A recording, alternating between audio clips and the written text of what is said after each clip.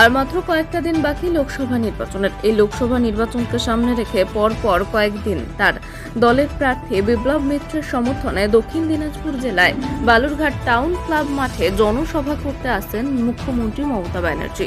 এদিন মুখ্যমন্ত্রী দক্ষিণ দিনাজপুর জেলার দুটি সভা করেন।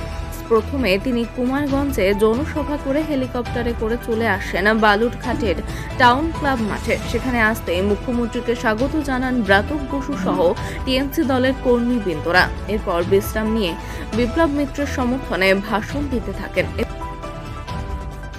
এবং বিরোধী পার্টি বিজেপি 100 দিনের কাজের টাকা বন্ধ সহ কেন্দ্রের তথা বিজেপি প্রার্থী সুকান্ত মজুমদারের বঞ্চনা উল্লেখ করে দক্ষিণ দিনাজপুর জেলা তৃণমূল প্রার্থী বিপ্লব মিত্রকে বিপুল ভোটে জয়যুক্ত করার আহ্বান জানান। তিনি জানান, বিপ্লব এই কেন্দ্রীয় ভোটে জয়ী হলে এ জেলার আরো উন্নয়ন হবে। সাধারণ মানুষের কাছে বিপ্লব মিত্রকে বিপুল ভোটে জয়ী করে বালুরঘাট লোকসভার উন্নয়ন করার কথা বলে উড়ে যান।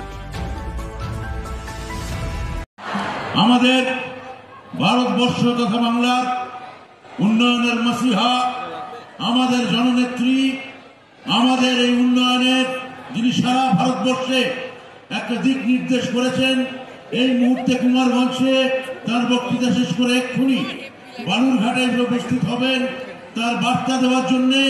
এবং আপনারা দেখেছেন এই বয়সে তিনি সারা পশ্চিমবঙ্গ ঘুরে যেভাবে আমাদের দলের হয়ে, যেভাবে আমাদের 42 জন প্রার্থীর হয়ে তিনি ঘুরে ঘুরে প্রচার করছেন, তার একটাই লক্ষ্য যে এই সাম্প্রদায়িকতার যারা বার্তাবাহী বহিরাগত সংস্কৃতি নিয়ে বাংলার উপর ঝাঁপিয়ে পড়েছে, যে দখলদারি মনোভাব নিয়ে বিজেপি বাংলার উপর লাফিয়ে পড়তে চাইছে, তাকে আটকানোর জন্য, তাকে প্রতিরোধ করার জন্য, তাকে রুখে দেওয়ার জন্য একটাই নাম এখন পশ্চিমবঙ্গ তথা ভারতবর্ষ জানে, তার নাম মমতা বন্দ্যোপাধ্যায়।